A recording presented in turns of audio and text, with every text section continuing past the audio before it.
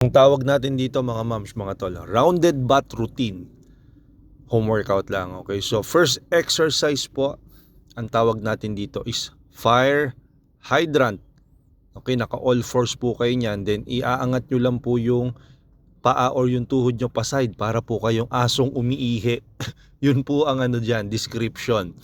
Okay, 10 times sa left and 10 times sa right. So kung medyo pancake po yung puwet nyo or dapa yung puwet nyo at nasa bahay lang po kayo, wala kayong mga equipments, pwede nyo pong gawin to. Circuit po pala ito ha, sunod-sunod, tuloy-tuloy. So 6 na butt exercises, pupuruhan po natin yung butt nyo or yung mga wet po nyo. Okay, so next po natin is donkey kicks, 10 times din po. So wag nyo po masyadong bilisan yung paggawa ng movement ha, dahan-dahan lang po mga moms. Para talaga ma-feel ng butt natin or yung puwet natin or yung glutes natin yung exercise na ginagawa natin. Okay, so kung 10 po yung ginawa nyo sa left, 10 din po yung gagawin nyo sa right. Ayun, tinan nyo po, di ba? Nagra-round yung butt natin dyan, yung wet po natin dyan para sa mga momshies, tsaka sa mga guys na rin na lagi nakaupo at dapa na yung puwet. Pwede nyo pong gawin to. Okay, bago kayo mag-squat, kailangan po i-activate nyo yung glutes nyo. Kasi po pag hindi activated yan, ang mangyayari po, quads lang po yung lalaki sa inyo or yung harapan ng legs. Okay, ito naman po yung hip bridges, tingnan nyo po, di ba? Talagang nililiyad ko ng gusto. Iliyad nyo po ng gusto.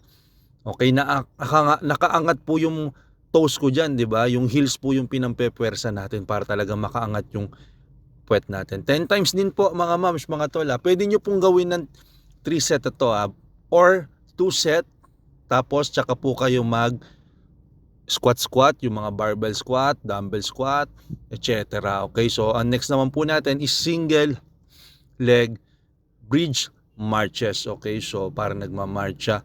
So medyo masakit po sa legs yan ha. Alalayan nyo lang po. Okay, pero maganda po sa puwet yan, tsaka sa hamstring, tsaka lower back. Yan po ang target ng mga ganyang exercises para po gumandar yung hubog ng butt natin, maging round, maging perky yung butt natin, di ba? So yun naman po yung gusto natin na humulma siya, okay? So after natin mag marches, single leg na marches, ang next po natin is tabletop, okay? So tabletop.